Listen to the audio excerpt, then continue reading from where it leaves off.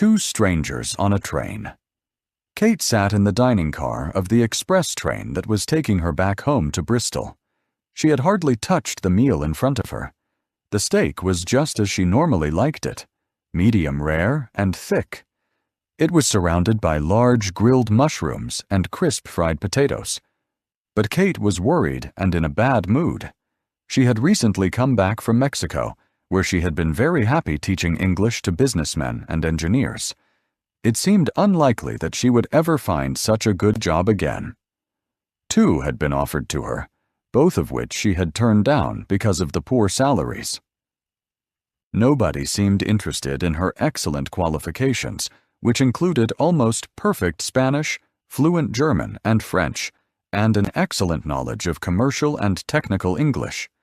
Joe sat in another part of the train, smoking nervously. He was the director of studies at a large English language school in Cambridge, which had recently started specializing in courses for foreign businessmen and engineers. He had a lot of problems, but the biggest one was finding good, qualified teachers who could teach the sort of English his students needed. A meeting of technical and commercial translators was taking place in Bristol, which was why he was going there. He hoped to persuade some of them to become teachers at his school and was prepared to offer good salaries.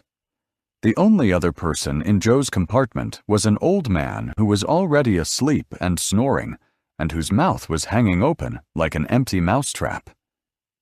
Even though he was not hungry, he wondered if he might find more attractive company in the dining car. The old man began to snore more loudly. Joe got up. It was only after he had sat down in the only vacant seat in the dining car that he noticed Kate. She was opposite him and had the sort of face he liked. He wondered how he could start a conversation with her. He casually asked her if she minded him smoking, feeling sure she would not. But to his surprise, she did. Nothing more was said for a moment. Then